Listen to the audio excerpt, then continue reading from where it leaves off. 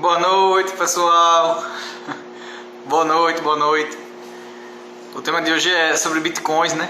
Vamos fazer uma entrevista aqui com a Michelle, vamos todo mundo aprender com ela. Eu também ainda não invisto em bitcoin, vamos ver se ela consegue me convencer a investir em bitcoin, né? Vamos ver se ela muda a minha forma de pensar. Boa noite, Erivelto. Tudo jóia? Boa noite, Michelle. Tudo beleza? Deixa eu ver se eu consigo aqui colocar a Michelle. Boa noite aí, pessoal que tá chegando. Esperar aqueles 5 minutinhos, né, desse delay de sempre. O pessoal se acomodar aí, pegar sua garrafinha de água, se esticar aí, se acomodar.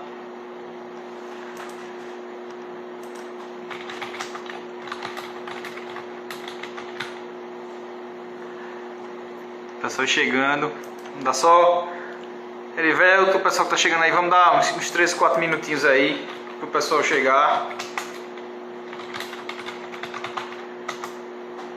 O Alan sempre tá presente, né? Sempre tá comentando, curtindo, tá entrando aí o Joab, o pessoal tá chegando aí. Vamos dar uns 4 minutinhos, certo, pessoal? Para as pessoas chegarem e se acomodando aí. Hoje o tema vai ser Bitcoin. Eu não sou especialista em Bitcoin não, mas a Michelle investe em Bitcoins, a Michelle é fera. E aí, por isso que eu convidei ela aqui, para a gente poder bater um papo, ela dar uma aula para a gente, né? Sobre Bitcoins. E aí... Mais aprendendo, mais de entrevistador e curioso do que falando, né? Hoje eu tô aqui mais para ouvir. Não vou falar muito, não deixar a especialista falar, né? Quando você não tá... Fala, Dama. Tudo bom, querida? Boa noite. Como é que tá? Boa noite. Rapaz, tive um probleminha aqui, de conexão, de operador, não sei o que aconteceu. Eu acho que foi a internet, né? Eu já fiz tantas lives aqui, nunca teve problema. Só a gente junto aqui, já fizemos o quê? Umas 4, 5, não foi? Por aí, hein? Por aí, já uns 4 ou 5. Primeira vez que deu uma dificuldade no início para começar. Mas aí foi bom que o pessoal foi chegando aí, já tem algumas pessoas, a Tio Lara entrou aqui, também é uma pessoa que está bastante ativa da minha parte, tá fazendo perguntas, você está aqui, comentando. Estou vendo algumas figuras conhecidas aí, canal Chaves Madureira, boa noite. Estou esperando o pessoal chegar, só para quem está chegando aí agora, é tudo bitcoins, né? Vamos assistir a aula da Michelle aqui, vamos ver se ela consegue me convencer a investir em bitcoins, pessoal. A gente só. Eu só invisto aqui que eu conheço. Se eu não investir em bitcoin, eu não conheço. Vamos ver se com essa aula dela agora, se eu criar coragem. Já tem muita gente, Michelle, falar de bitcoin. O Wolverine fala muito desse, ele compra aquele bitcoin, né? Ele compra fracionado ao longo do mês.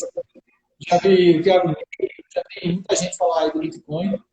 E conheço um pouco, mas como eu não invisto, não acompanho muito, né? Eu conheço assim, superficialmente, como uma pessoa que gosta de investimento. Não tenho... Pessoal, acho que todo mundo aqui que acompanha já conhece a Michelle, a gente já fez várias lives aqui. Ela é uma pessoa que está com uma parceria grande aqui com a gente. E eu não sei se alguém não conhece a Michelle, se alguém não conhece, diga aí eu, porque aí ela se apresenta, ela Michelle, agora o currículo resumido, senão você vai ficar uma hora aí falando das coisas que você faz, não vai Não, acabar mas logo. nem tem tanta coisa assim pra falar, não. Meu nome é Michele, né? Acho que pra quem não lembra ou pra quem tá conhecendo agora. Tô aí nessa parte de mercado há, não sei, talvez 7 anos, mais ou menos. Comecei por vontade mesmo, assim, deu sabe? Aquela coisa de a gente vê muito filme, vê muita coisa assim, né? Ver o pessoal falar, ações, isso, aquilo, e eu sempre fiquei curiosa para entender, né? Então, de primeira, aquela coisa de mudar de patamar de vida, melhorar financeiramente, e comecei a pesquisar. comecei a pesquisar e fui evoluindo meio que autodidata, né? Nesse ramo. O que fez com que ficasse mais lento também, né? Tem um ponto bom nisso, que você vai aprendendo, mas você aprende de forma mais lenta também. E aí, mas naquela coisa gradual, né? Então, comecei e hoje eu tenho um pouco de, claro, parte de renda fixa, parte de renda variável, e dentro da minha parte de renda variável eu tenho um percentual até, eu já tive até mais, hoje eu tenho menos Bitcoin até do que eu gostaria, para ser sincera. Talvez 1% da minha carteira é Bitcoin. Mas é uma coisa que eu estou analisando aumentar também, à medida que eu vou estudando mais sobre Bitcoin, à medida que eu vou acompanhando mais. E aí eu acho que a gente vai falar mais um pouquinho, né, um pouco mais do que é, como é que foi, talvez eu falar um pouco da minha experiência, por que que eu entrei, e acho que vai ser bem legal. Mas assim, falando de mim em si, para quem não lembra, ou para quem está me conhecendo agora, é basicamente isso, né? Eu vim de uma jornada aí de muito pensando em melhorar meu patamar de vida, melhorar financeiramente através dos investimentos, mas que refletiu de forma geral na minha vida pessoal, refletiu na minha vida profissional, e por isso que hoje gosto de falar muito também nessa parte de investimentos. Seja investimento de forma geral, seja para dar aquele apoio, seja para aquela parte motivacional ou aquela parte mais específica, mais técnica também de como é que a gente pode estar fazendo operações, o tipo de pensamento que a gente tem que ter, o indicadores que a gente tem que estar analisando, enfim, de forma bem geral, desde essa parte mais motivacional até uma parte mais técnica, eu gosto de estar falando, porque eu acredito que isso ajuda muitas pessoas. Boa, boa, boa. Sim, aí, agora me diga como é que o primeiro passo para quem está interessado em comprar bitcoins, qual é o primeiro passo, o que é que tem que saber, como é que é uma carteira virtual, o que é, se é Então seguro, vamos lá. você pergunta se é seguro, se vale a pena, como é que funciona. Então, acho que a primeira coisa que a gente tem que lembrar é que é um ativo de renda variável, né? Então, por ser um ativo de renda variável, a gente tem uma mentalidade próxima do que a gente tem para ações, para fundos imobiliários, enfim, esses tipos de operações, né? Há quem especule também, faça especulação, assim como você tem especulações em ações, né? Tudo aquilo que varia, ele pode gerar especulação, mas a princípio não foi feito para isso. A princípio é uma moeda virtual, há órgãos que consideram como commodity, mas ele em si é uma moeda também, a gente pode estar tratando como uma moeda, só que existem N vantagens que a gente pode estar discutindo que levam muitas pessoas a estar investindo no Bitcoin. Então, para quem está começando agora, né, o Bitcoin ele é uma moeda virtual, isso acho que muita gente sabe, mas aí acho que talvez não passe disso, né, o conhecimento da maioria das pessoas. Mas aí o que que acontece? O Bitcoin, assim, ele tem uma tecnologia por trás. Acho que você, como engenheiro, quando começar a estudar um pouco mais sobre Bitcoin, vai meio que dar assim, por ser engenheiro, né, quando a gente fala em tecnologia, quando a gente fala, geralmente a gente começa a se interessar também. Então, o Bitcoin, ele tem uma tecnologia por trás de criptografia. O dono em si dele, ninguém sabe até hoje, né, quem é. E outra, o Bitcoin, ele é novo. Você pega o real, que foi criado em 94, então ele tem o quê? Seus 26 anos. Tá, como diz o Bruno Perini, né? Tá saindo da faculdade. Tá saindo da faculdade, tá começando a ver, talvez se formou em direito e descobriu que queria marketing. Então ele brinca com isso. Aí você pega o Bitcoin ele nasceu em 2009. Então é um pré-adolescente ainda, né? Mais que, pra você ter ideia, existe um gráfico, acho que de quantas vezes o Bitcoin morreu, assim, é um panorama, porque as pessoas falam, né? Ah, o Bitcoin vai morrer, ele nasceu para morrer. Só que o Bitcoin ele pegou uma força muito grande. Então, o que que aconteceu, né? Você tem ali o Bitcoin e ele segue oscilando como renda variável. Ele tem seus momentos de subida e ele tem seus momentos de descida. Porém, muitas vezes, quando ele tem descidas mais agressivas, o que acontece é que a pessoa fala, chegou o fim do Bitcoin, e nunca aconteceu. Mas o Bitcoin, ele tem certas diferenciações, né? Então, para aquela pessoa que está começando, pensa assim, é um ativo de renda variável, ele vai ter seus momentos de subida e descida como qualquer outro ativo de renda variável. Como eu falei, né? Algumas pessoas usam para especular, mas que ele vai ter certas vantagens em relação a. Porque, por exemplo, por que a gente compra ações, né? A gente compra ações para ser sócio de empresas. Por que a gente compra fundos imobiliários? Há quem compre por questão de diversificação na carteira, tem o benefício de você estar recebendo aqueles dividendos mensais. Então, por que você pode estar comprando bitcoins, né? Uma coisa é a questão de transação. Quando a gente fala, o Bitcoin é a forma mais barata e fácil de você estar transacionando moeda no mundo. Então, você pega países como a Venezuela é um dos países que mais utiliza Bitcoin. Por quê? Porque lá é um país, uma ditadura, que eu particularmente eu tive uma amiga venezuelana e eu vi a realidade, né? Ela foi bem sincera com a gente quanto à realidade lá na Venezuela. E aí, uma das formas deles estarem movimentando mais dinheiro do que o país lá permite é através de Bitcoin. Então, é uma coisa que você pode estar fugindo, digamos assim, da legislação. E eu não digo nem só fugindo no mau sentido, tá? É no bom sentido, porque assim, você pega um confisco que não que isso vá ocorrer, a probabilidade é mínima, mas tem a questão do o possível confisco. O Bitcoin, hoje, o governo, essas entidades governamentais, elas não conseguem fazer esse confisco do seu dinheiro através, você tendo Bitcoin. Claro, dá para a gente se aprofundar mais nesses assuntos, mas de forma geral a mentalidade é essa: é um ativo de renda variável, é um risco, é um risco maior, né, se comparado à renda fixa, se comparado a alguns outros ativos. Há quem diga que não existem fundamentos por trás, mas eu particularmente discordo, porque você pega, é uma moeda que não tem inflação envolvida. Você pega, tem essa questão de transação, hoje é a forma mais fácil e barata de você transacionar moeda no mundo. É uma forma de você evitar qualquer tipo de confisco que possa vir a acontecer.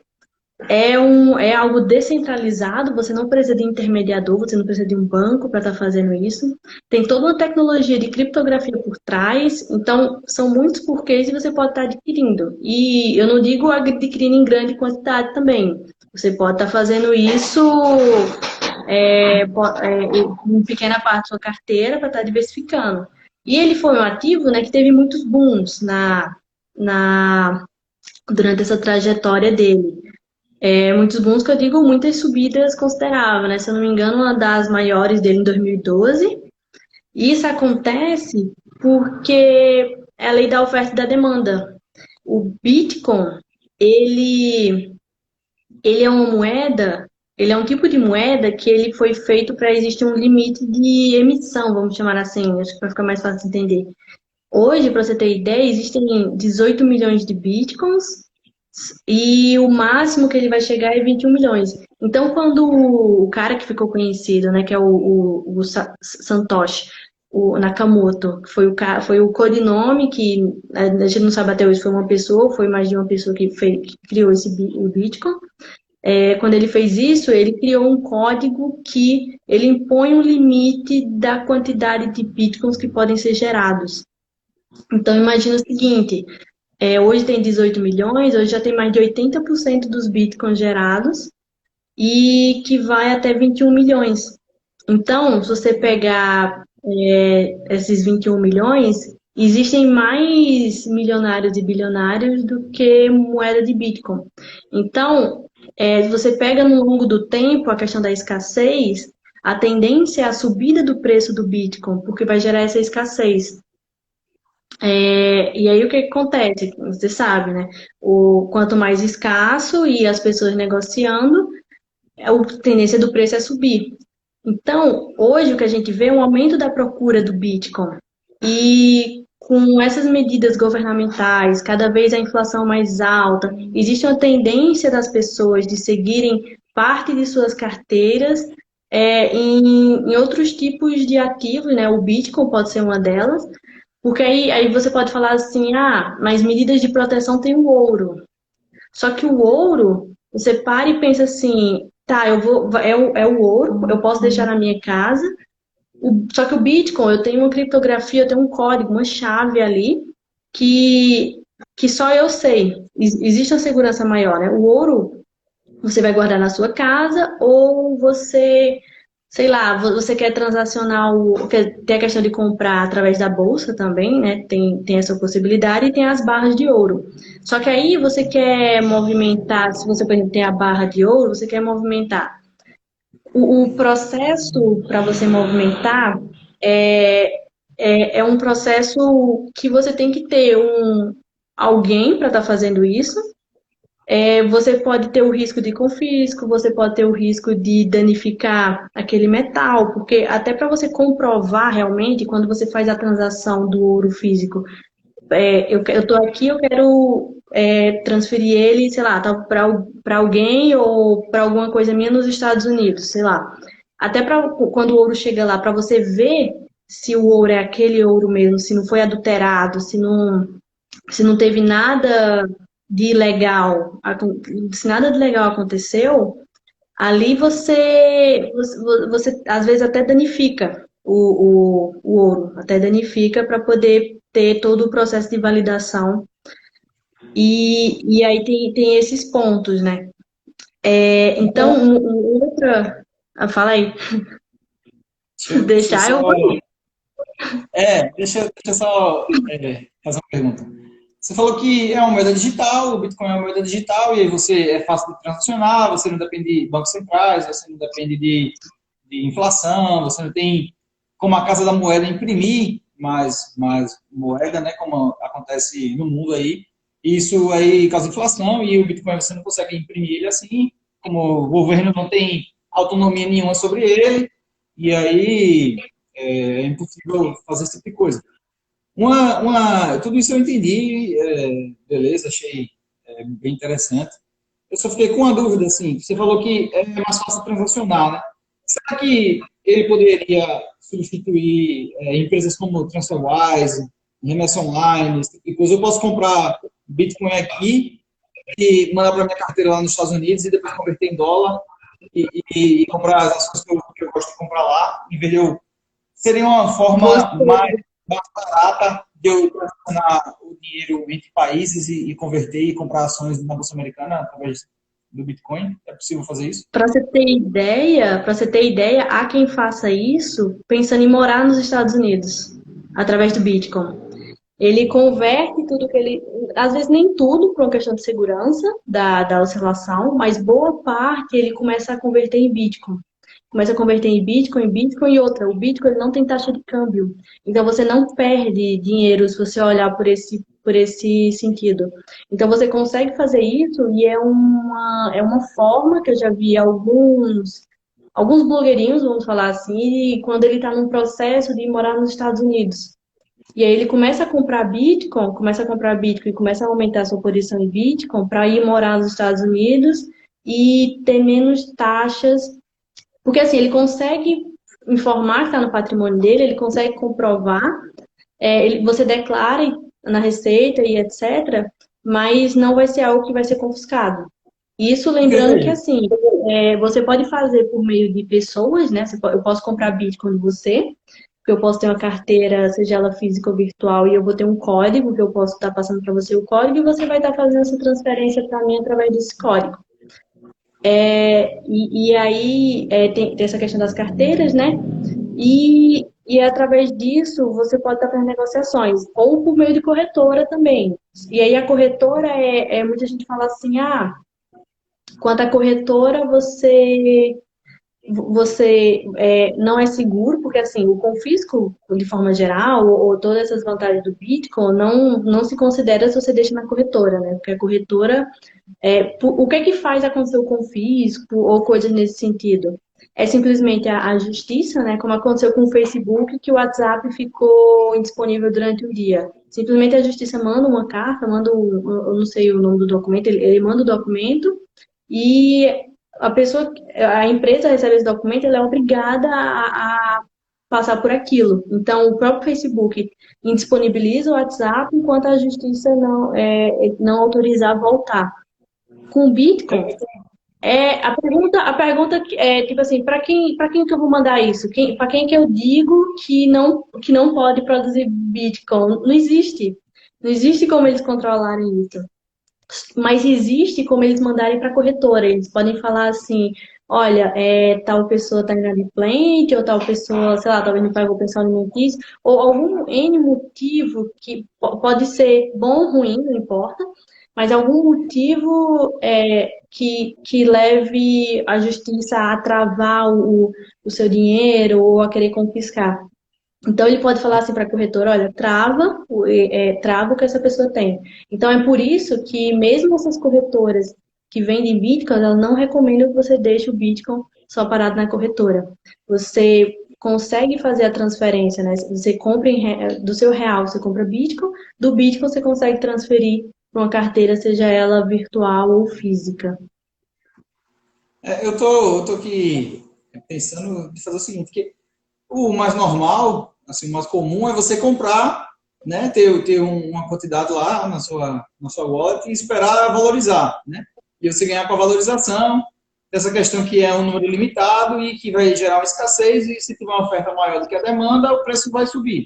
Então, essa é a forma de você ganhar, você espera que mais empresas, mais comércios adotem o Bitcoin, mais sites, mais e-commerce, esse tipo de coisa. E aí, a oferta aumentando, a demanda é limitada, então o preço vai lá para as alturas. Mas aí eu estou pensando não usar dessa forma apenas, né? Eu estou pensando aqui, estou lhe ouvindo, pensando de usar como baratear a remessa de dinheiro para os Estados Unidos para a minha corretora. Então, a corretora da Pescolio, ela tem a possibilidade de operar criptomoedas. E aí eu tenho que comprar Pescolio, a minha ideia era comprar bitcoins aqui, mandar e converter em dólares lá para poder comprar ações. E aí, o que é que eu ganho com isso? Eu ganho em taxa de spread, eu ganho em IOF. Não sei se eu consigo economizar, eu vou fazer umas continhas aqui, ver quanto é que fica isso. Porque, Eu acho porque, válido. você, Acho, porque é uma forma, eu né, nunca de... Ó, pensei. o Ivan está falando, eu compro todo mês um pouco, com a expectativa de que logo vire reserva de valor. Essa é a forma mais comum, né, que você espera que ela valorize. Mas eu estou pensando aqui, Ivan, aquilo que a gente estava conversando, de ser uma alternativa a TransferWise, entendeu? De você conseguir economizar custos, né? Reduzir custos. Uma coisa que, Michele, eu queria te perguntar, o pessoal que me segue pergunta muito sobre offshore, sobre trust, porque tem ativos no exterior, né? E aí, eu estou pensando aqui que uma forma de você se proteger, digamos assim, questão de herança, como é que é de herança, inventarios, imposto, né, sobre herança, Na questão ganhar do bitcoins e Bitcoin.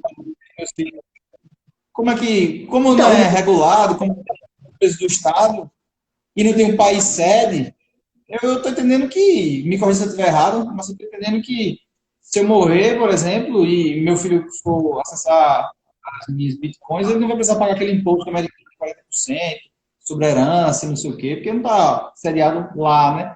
Não vai, então, eu estou entendendo que vai seguir algo. a regra de imposto sobre a herança de nenhum país, porque ele está pulverizado no mundo, não é isso? Isso, o que acontece é que o Bitcoin em si, hoje a Receita pede para você declarar, né? Mas é o único controle que ela tem, é o quanto é que você está declarando. Então, se você resolve não declarar o valor todo, ela não tem como rastrear, a não ser que ela vá por meio de corretoras. Mas aí, por exemplo, você pega e faz uma transação pessoa para pessoa, isso é muito mais difícil. E a criptografia em si, ela a criptografia, quando a gente fala em Bitcoin, ela cadastra, né? Ela resiste à transação, mas tanto a instituição como a pessoa, ela mantém anônimo. Então, é uma coisa muito mais, praticamente impossível de ser rastreada. E aí, o que pode acontecer é que, assim, na Receita Federal, quando você declara a quantidade, né? Você vai dizer assim, hoje eu tenho, sei lá, 30 mil reais em Bitcoin, 10 mil reais em Bitcoin. Então, em cima disso, ela consegue controlar. Fora isso, é você com a sua wallet, né? Seja ela virtual ou física, tipo física, provavelmente mais difícil ainda de ser controlada, porque ali você pode colocar no pendrive. Então, tem muita artimanha por trás, nesse sentido, mas que você vê acontecer muito em países como eu falei, né, como a Venezuela, que tenta controlar a quantidade de dinheiro que entra, a quantidade de dinheiro que sai das pessoas. Então, elas começam a usar isso de artimanha para poder estar fugindo e tentando até uma vida melhor, né? Eu não digo nem só no mau sentido, que você consegue fazer algumas coisas, mas no bom sentido também, porque à medida que você coloca mais o Estado ele é ineficiente, assim, no sentido de que tem pessoas ali que a gente sabe que estão mal intencionadas, que aí você pega a CPMF, aí discutindo, teve a discussão de voltar esse ano a CPMF. Então, assim, são formas que se eles quisessem realmente ajudar, a melhor forma era o quê? Era reduzir imposto. É reduzir imposto de alimentos, é reduzir imposto do combustível. Então, se o governo realmente quisesse ajudar, ele estava fazendo isso, né? E não colocando mais impostos. E por mais que você diga que, mais impostos para os mais ricos, mas aí é outra forma que você encontra de saída de dinheiro do país. O país, ele empobrece, né? Pode parecer que não, talvez muita gente não entenda isso, mas essa questão de imposto, quando você coloca mais imposto para os mais ricos, ele tende a tirar aquele capital que ele tem naquele país, porque ele tem mais contatos, ele tem mais dinheiro, ele tem mais recurso para dizer assim, eu não quero mais morar aqui. Não faz sentido mais para mim. Você pega um cara como Flávio Augusto, já morou em Portugal, já morou na Austrália, já morou nos Estados Unidos. Então, assim, ele pensa, né? Não faz sentido, faz sentido. Então, quer queira, quer não, vai cair para o mais pobre de todo jeito.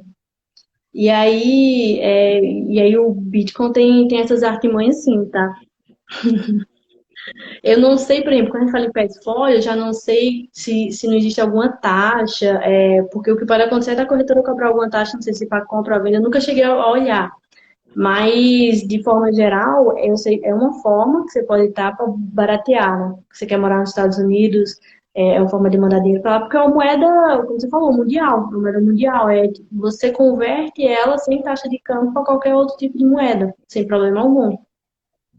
Ela pode mudar o mercado, né? O mercado de offshore, do jeito que você falou aí, de você salvar sua wallet num pendrive e viajar, por que a pessoa vai pagar uma fortuna de Não, spread, de OF, de imagina o taxa? seguinte, imagina o seguinte, imagina que você quer viajar e você sabe que você não pode estar levando muito dinheiro em viagens, né? Porque eles acham que pode ser alguma coisa ilegal, etc. Então você tem um certo limite, dependendo do país que você vá, tem um limite que você pode ter em carteira, na mala.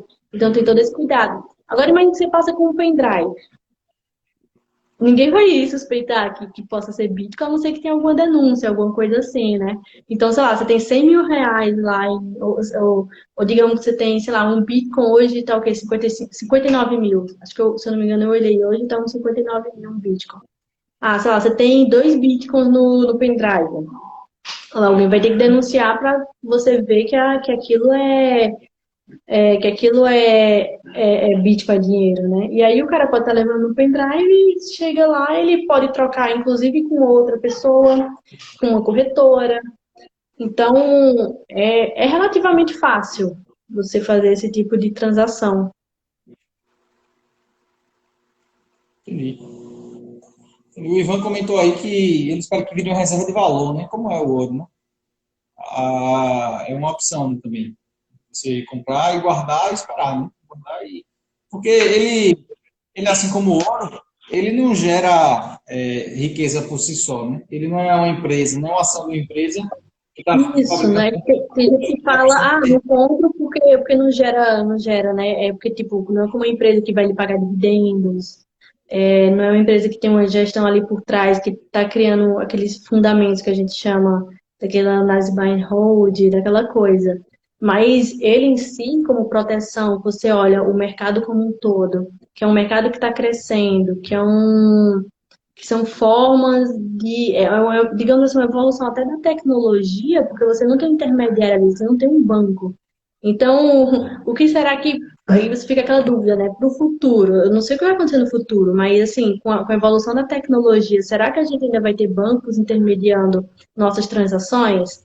Será que vai ser necessário num curto prazo, no médio prazo? A gente sabe que sim, mas assim, a tecnologia ela é tão assim que a gente pega a pandemia, mudou tanta coisa Eu acho que, que que, a gente- que de forma geral, o que é investir, né? É você estar protegido, é você se proteger ante a um futuro incerto.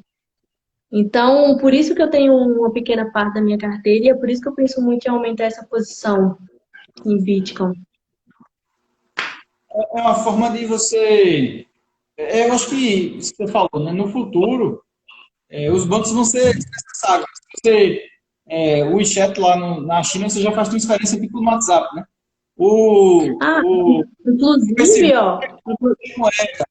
Então, você, pela sua conta do WhatsApp, pela sua conta do Instagram, você vai conseguir mandar dinheiro para lá, mandar dinheiro para cá. Não precisa de fazer um TED, entrar no site do banco e você fazer um TED, um DOC, uma transferência e usar o outro banco, não sei o quê. Eu vou mandar para você pelo um código que você tem lá, que ele identifique, que você vai mandar para mim e aí vai acabar com o negócio de taxa de remessa de dinheiro, vai acabar com taxa de câmbio.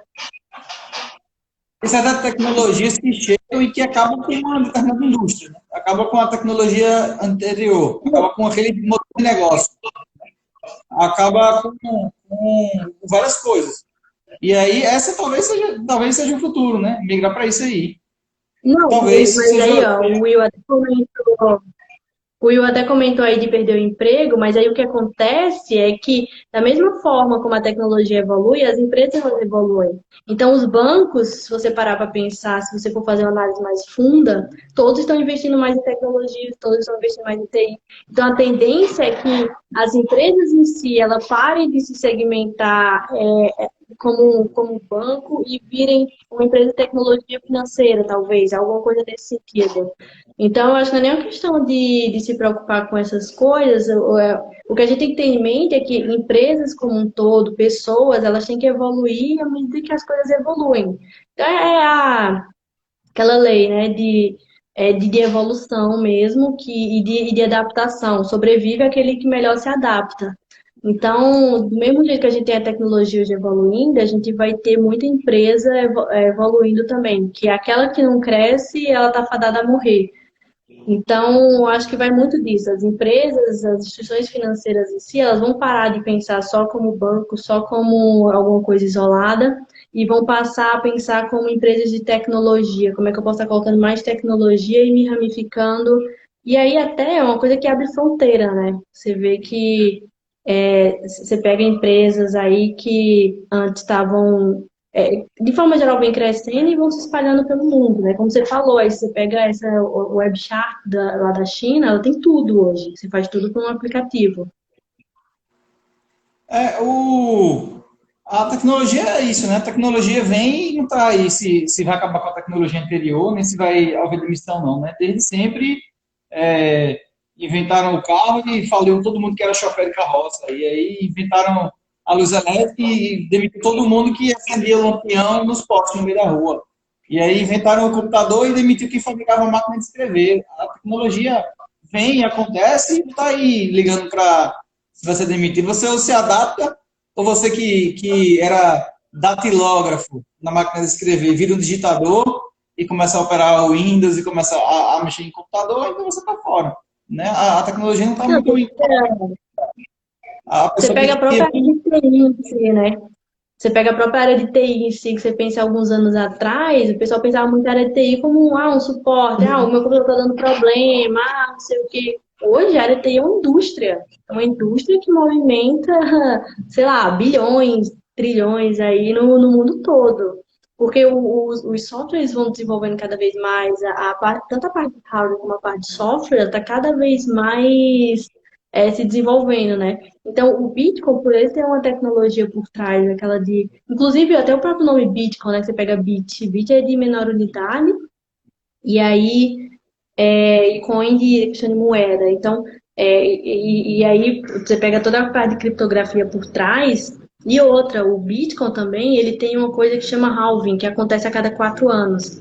Então, eu tento comparar com a meia-vida do carbono, mas eu vejo que muitas pessoas também não sabem o que é a meia-vida do carbono, né? Que, na verdade, o que acontece é o seguinte, como a gente está falando de 21 milhões até o final da vida do Bitcoin, né? Ele nasceu com um determinado fim, né? De quantidade de moedas que ele vai estar emitindo. Então, de 0 até 21 milhões, o que acontece é que a cada 4 anos mais ou menos, ele emite metade do que ele emitiu da última vez. Então, é como se fosse a meia-vida. Se ele começou a emitir com 100 milhões, depois 50, depois 25, depois... Então, isso cria essa questão da escassez, aumenta essa questão da escassez, e é por isso que a cada 4 anos, mais ou menos, tem esse boom. Então, em 2012, acho que foi o primeiro, e aí foi o maior, e aí depois veio esses outros, né? Então, o motivo de eu comecei esse ano. Eu comecei em 1º de janeiro desse ano, eu comprei Bitcoin. Que Bitcoin, outra coisa é que Bitcoin ele é 24 horas, né? Você pode comprar ele 24 horas por dia, 7 dias na semana, então qualquer hora você pode estar comprando. E aí, esse ano aconteceu o halving do Bitcoin, mais ou menos a cada 4 anos, né? Esse ano foi um ano que aconteceu. Então, depois de dar uma certa analisada, depois de ver, assim, eu falei, eu vou colocar parte do que eu tenho, uma pequena parte da carteira em Bitcoin, e vou estar tentando me aprofundar mais, né? E aí foi isso que aconteceu. 1º de janeiro desse ano, se for olhar, o Bitcoin estava 29 mil. Chegou a bater 25, 24, cheguei a comprar mais um pouco. Hoje ele está em 59. Então, o fato que eu falei, então dobrou, né? Não, ó, devia ter colocado mais, tá vendo? Aquela coisa, né? Investidor é um eterno arrependido. É. Nunca tá bom. Se não comprou, se arrepende. Se comprou, era para ter comprado mais. Então, você pega, sei lá, na época eu comprei a 29, 25, 24. Hoje ele já chegou a bater 65. O que acontece é que realmente aconteceu, né? O halving menor do que o das outras vezes. Talvez por um certo receio, talvez pela, não sei, não sei, não dá para saber por quê, né? E são N motivos. Talvez a pandemia ela fez com que muita gente talvez tivesse dinheiro em Bitcoin, precisou resgatar, né? Por isso que a gente fala muito da questão de reserva de emergência, enfim, tem coisa que não dá para você ter certeza dos acontecimentos, mas que existem essas possibilidades, né? Então, por que não? É a minha pergunta, mais eu acho que foi mais assim, por que não? E vamos nessa. Então, eu comecei, à medida que eu vou me aprofundando, eu vou gostando mais. E, assim, eu vejo mais vantagem do que desvantagem, né? Porque assim como ações, você olha lá a convexidade dela, você vê que o para cima é infinito, no pior caso vai ser zero. Então, eu penso o seguinte, eu penso que quem está começando, começa em renda fixa, se for o caso. Você não precisa começar direto com renda variável, você não precisa começar... Conheço pessoas que foram direto em Bitcoin e se deram mal, precisou tirar o dinheiro, tirou na queda, e que ficou com muito receio depois de entrar no mercado de renda variável, de entrar no mercado de investimento por causa disso. Mas é Mas aquela coisa, né? Quando você tem a mentalidade certa, você fica muito despreocupado, porque aquilo que você, vamos dizer assim, até para quem quer entrar no mercado de opções, até para quem quer arriscar perder, ou essas operações que eu acho muito maluca, né? Essas operações que você pode ficar devendo. Então, é análise de risco-retorno, e é aquela coisa, se hoje, digamos que eu tenho um patrimônio de 100 mil reais, eu não preciso estar tudo em Bitcoin. Eu coloco 1%, talvez, 1% da minha carteira, porque ali, se eu tenho uma parte dos meus ativos em ações me dando, você pega 2019, que a bolsa deu 30% de retorno, e aí o Bitcoin também foi positivo, mas digamos que fosse negativo, né? Digamos que a análise de risco-retorno, ela compensa muito. Então, tem todos esses pontos que é como eu falei, né? Você não precisa estar se jogando no Bitcoin. O Bitcoin, ele é uma arma poderosa, porque ele tem um ciclo ali que ele vai dando vários booms, apesar de ser uma moeda muito nova no mercado. Você pega a bolsa em si, ela existe há séculos. Você enxerga muitos fundamentos, é a forma de você, estatisticamente falando, é a melhor forma de você evoluir seu patrimônio. E o Bitcoin, por ter 11 anos, caramba, nem se compara, mas pelo ciclo que ele já demonstrou, pela possibilidade de risco-retorno, a convexidade que você olha, daquela subida que não tem fim e daquela caída que o máximo é zero, sabe, para mim faz muito sentido mesmo.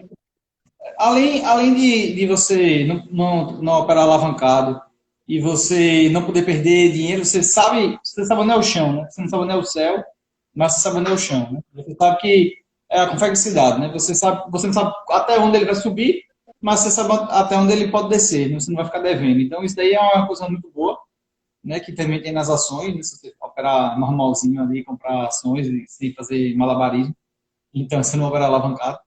É muito bom. E essa questão de tecnologia que você está falando é muito interessante, porque ela, como eu falei, ela pode acabar com alguns determinados setores, né? Ela pode acabar com alguns tipos de serviços, de transferência, de remessa para o exterior, de revolucionar a questão dos bancos, como a gente falou. Então, ela tem um quê tecnológico que você investindo em reserva de valor, como dólar, como euro, moedas, ele não tem, né? Então, tem a convexidade e tem a questão da tecnologia, tem a questão de ela poder ser adotada amplamente para transações. Ninguém sai com uma sacolinha de ouro para comprar e vender nada com ouro, ou ninguém consegue fazer uma compra na internet com ouro, com barra de ouro. Então, ela tem uma liquidez, E entendi. com o Bitcoin já tem loja, o Bitcoin já tem locais nos Estados Unidos, locais acho que na Rússia, que aceitam compras e vendas. E outra, o ouro, acho que 1 grama de ouro, se eu não me engano, tá o quê? R$ 300? Eu acho que nessa faixa, se eu não me engano, tá? Mas, por exemplo, um outro problema do ouro é quando você tenta fracionar. Você tenta fracionar e negociar ele de forma pequena, você não consegue. Com o Bitcoin você consegue. Você tem aí, eu não lembro as casas de zero, mas você tem muitas casas de zero que você consegue comprar R$ 50 em Bitcoin, R$ 10 em Bitcoin, e coisa que você tem uma dificuldade para estar fracionando o ouro, né?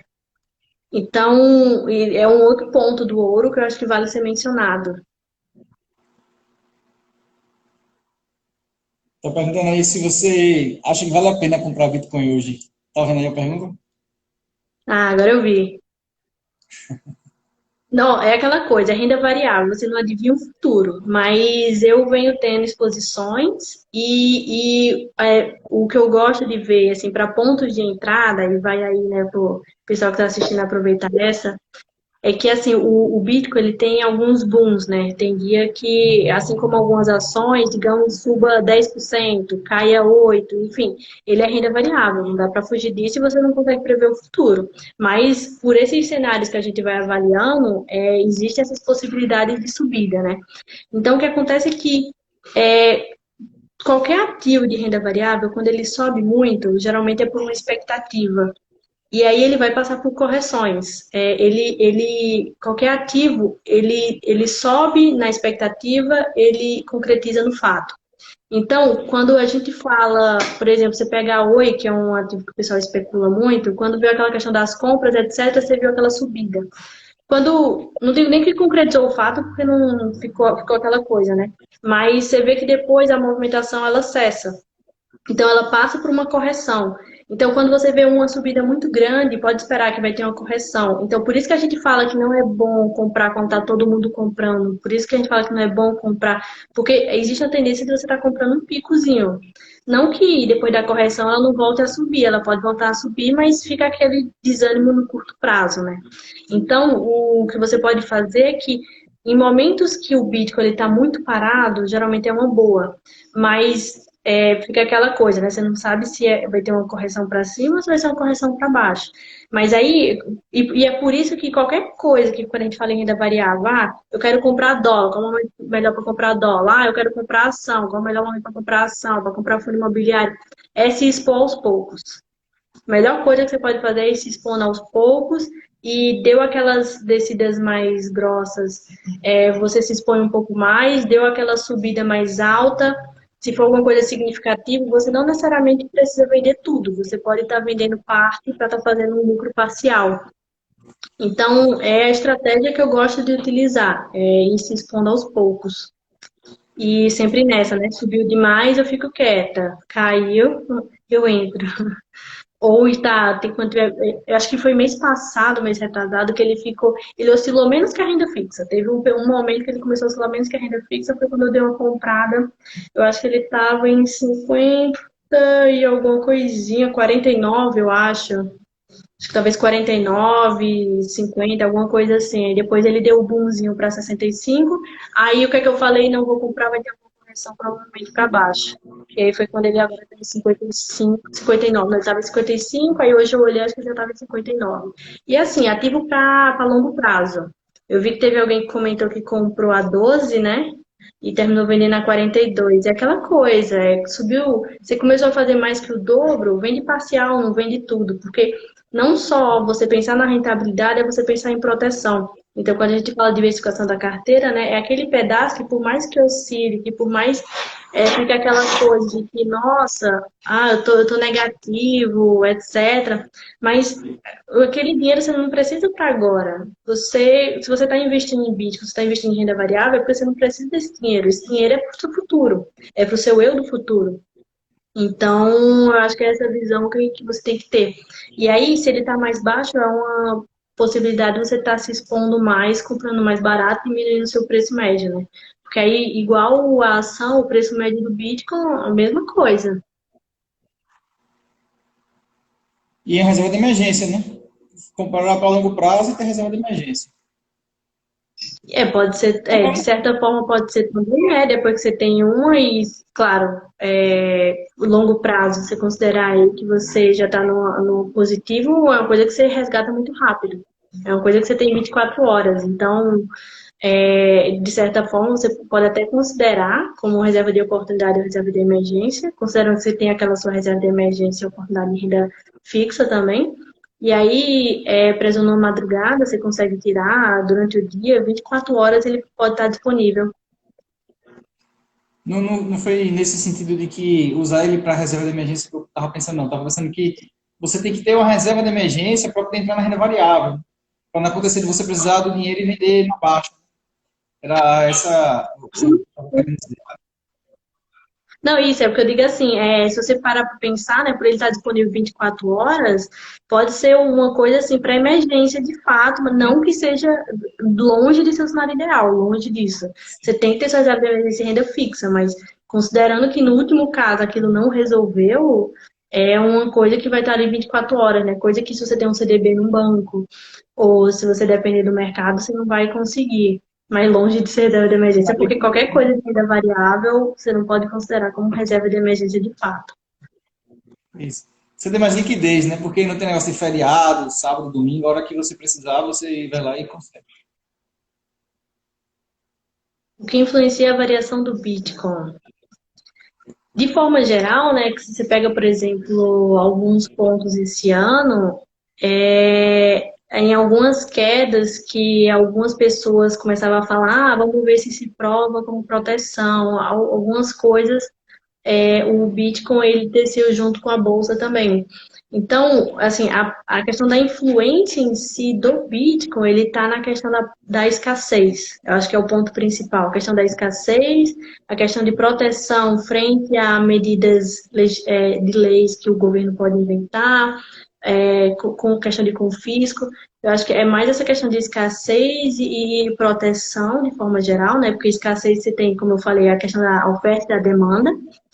E aí, acho que talvez a pessoa não pegou, mas você olha mais alguns anos para frente, né? Você tem hoje 18 milhões em bitcoins já gerados e o limite é de 21 milhões. Só que aí você tem aquele ciclo que eu comentei do Bitcoin, ele a cada 4 anos, metade ser gerado, metade do que foi gerado da última vez, né? O que entardece um pouco mais, mas mesmo assim cria um limite. Então, hoje, você tem mais milionários e mais bilionários do que quantidade de Bitcoin. Então, é uma escassez que quando você tem escassez, você gera aumento no preço dele. Então, a principal influência no preço do Bitcoin está relacionada a essa questão da escassez. E aí você pega países como Venezuela, países desse tipo, em que você tem o governo mais presente. Quanto mais presente o governo, geralmente as pessoas tendem a ir mais para esses tipos de Mais presente sempre no Brasil. medidas, mais esse tipo de medida, né? E aí você tem um país, por exemplo, como os Estados Unidos, você tem tem dois irmãos, acho que são irmãos gêmeos, se eu não me engano, que eles ajudaram na fundação do Facebook e hoje eles têm uma empresa só pensando nessa questão de Bitcoin. Aí você pega também, aí você pergunta assim, e aquele pessoal que minera Bitcoin? O pessoal que minera Bitcoin é o pessoal que está ajudando nas transações do Bitcoin. Então, à medida que a tecnologia evolui, essas transações, elas ficam, a criptografia delas fica mais forte, e aí, por isso que fala que existem usinas, digamos assim, né, de mineradores de Bitcoin, e eles tendem a ir para uma energia mais barata, porque é um poder computacional muito forte para estar ajudando nessa transação. Então, você tem todo um ecossistema de investidores e de escassez da moeda, e que com a tecnologia evoluindo, como a gente falou, que aí você pega cada vez mais, existe essa possibilidade de você não ter um banco intermediando sua transação, isso é que gera valor para o Bitcoin. E aí é isso que eu acho que não volta atrás, porque seria dar um passo para trás numa evolução tecnológica muito grande, muito grande. Acho que eu respondi a pergunta. Isso que a gente estava falando antes, que a tecnologia acaba com alguns negócios, mas cria outros, né? Você acabou de dar um exemplo das usinas como é o termo que eles Dos usam? De mineradores. mineração. Os mineradores de Bitcoin já é um outro negócio que não existia há alguns anos atrás, né? Então, a evolução do mundo é assim, né? Você deixa de existir algumas coisas e começa a existir outras coisas. E aí se adapta. Né? O banco, o rapaz falou aí, o Will, falou assim, e se acabar o banco eu vou perder meu emprego e tal. Só que aí o banco não faz só TED, DOC e transferência entre contas, né? E pagar boleto, né? Você tem ali corretora do banco, você tem outros serviços, você tem financiamento imobiliário, você tem empréstimo, você tem crédito, você tem o limitante do cheque especial, tem uma série de coisas que o banco não faz só intermediar a transferência de dinheiro de uma pessoa para outra, como um crédito ou uma transferência normal, né? E ele começa a evoluir para outras coisas, né? Você vê o Bradesco, o Itaú, tá todo mundo migrando para banco digital, tem serviço de processamento de pagamento de cartão de crédito, maquininha, tem o Itaú comprou a XP, que é corretora, o Bradesco tem a corretora deles, enfim. Tem uma série de coisas, logo eles vão ter uma corretora de cripto, logo uma wallet, logo eles vão ter. E aí você pode ter certeza também que e bancos, empresas, instituições financeiras em si, é praticamente 100% de certeza que elas estudam Bitcoin, elas estudam blockchain, porque é uma Sim. forma de elas estarem melhorando até as transações atuais também por meio da criptografia. É uma forma das formas mais eficientes que se tem, né, quando a gente fala em criptografia. Uma pergunta aí, Uma do corretora. Fabiano. Eu tenho uma conta no mercado Bitcoin, eu compro por lá, orienta a abrir uma conta numa corretora, outras formas de comprar sem ser via corretoras, como é que ele faz? uma dica aí Olha, operacional. para mim, a melhor, como eu acho mais fácil hoje, né? Eu compro pela Biscoint. Eu compro pela Biscoint, pela comodidade, pela facilidade. E aí, o que é que você pode fazer? Por quê, né? Porque ali ela pega a média dos preços. Então, imagina que, não sei se vocês já chegaram a ver o Biscoint, mas ele funciona assim. Ele tem, digamos que uma conta em todas meio que uma conta, e ele acompanha, né, todas as outras corretoras. Então ele começa a fazer média de preço nessas corretoras, né? Ele geralmente está ali em terceiro, em quarto, às vezes em primeiro, em quinto, enfim. Cada corretora de Bitcoin ela vai ter um preço diferente. Porque, assim, o Bitcoin em si, ele pode ter preços diferentes dependendo do lugar do mundo que você esteja. Não é fixo, porque eu posso estar negociando com você e eu posso estar vendendo para você mais barato. Então, só que existe, é como o dólar, né? Imagina o seguinte, imagina que é o dólar, mas eu tenho dólar, eu vou dizer, hoje estava 5,55, eu acho. Aí, putz, mas eu estou precisando de dinheiro, eu vou vender a você por 5,20, 5,25. E aí não tem taxa, né? Eu estou negociando com você ponta a ponta ali, não vai ter taxa para você, vai ser só aquilo que a gente estiver negociando. Então, só que existe o preço de referência e por isso não foge muito desse preço.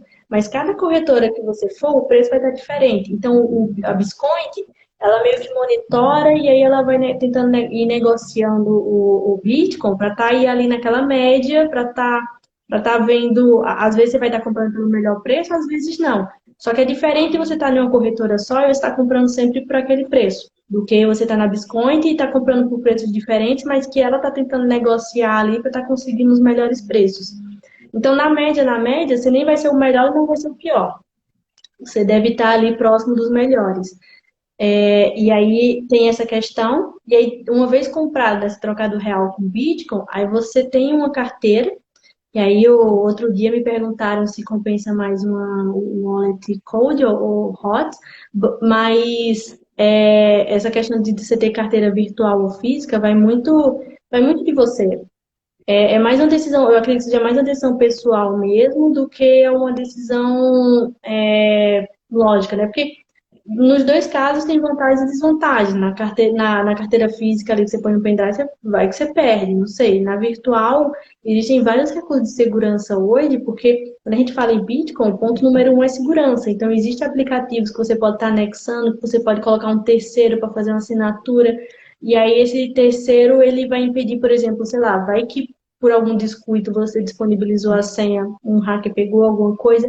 Então, ele fica limitado na questão do saque, porque ele vai precisar, além de sua assinatura que ele roubou, ele vai precisar da assinatura de um terceiro que você deixou esse serviço terceiro ali para aumentar a segurança. Então, existem N formas hoje de você estar melhorando essa questão das carteiras. E aí, mas o recomendado em si é que você não deixe o seu dinheiro na corretora, né? Porque você pode muito bem comprar Bitcoin e deixar lá, por exemplo, na Biscoint. Mas aí você aí não estaria fugindo das leis de confisco, enfim, dessas questões que podem ocorrer. E aí essa questão da carteira física ou virtual é você, até da corretora mesmo, você vai ter o código ali que você vai estar transferindo para essa corretora e deixando então assim ela toda, digamos assim, toda sua, né? Michele, estamos com 58 minutos de live. Daqui a pouco o Instagram vai derrubar a gente.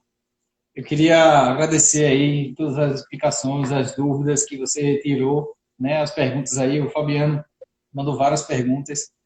E dizer que estamos aqui à disposição, se você quiser fazer uma live de novo, se você quiser falar mais sobre Bitcoin. Ainda fiquei com uma série de dúvidas, ainda fiquei achando que isso vai revolucionar o mercado, que tem muito que crescer, a impressão que eu tenho é que tem muito que crescer, que vai mudar vários setores aí da indústria de transferência, de remessa, de pagamento de OF, vai facilitar muita coisa. E tem, me convenceu, você me convenceu Tá. a No mínimo, estudar mais um pouco, hein, Eduardo? No mínimo. você me convenceu que é uma coisa boa, vale a pena se aprofundar mais no tema, e eu vou estudar e quando eu tiver alguma dúvida, eu ligar para RA. Ligar para você e dizer, Michele, Tá. Vamos discutir mais. Trocar figurinha é sempre bom. sim. Luíra, obrigado aí, viu? Muito obrigado Eu por que essa agradeço aula. mais uma vez. Bom final de Combina aí as semana próximas. para todo mundo que estiver assistindo aí. E Valeu, pessoal. vou deixar salvo e vou colocar lá se quiser compartilhar com o seu público aí, com a sua audiência no Stories, enfim. Vou Já sim. já vou aqui, beleza? Tchau, tchau, bom final de Fechou. semana. Obrigada, Eduardo. Valeu, gente. Até mais. Valeu. Tchau, tchau.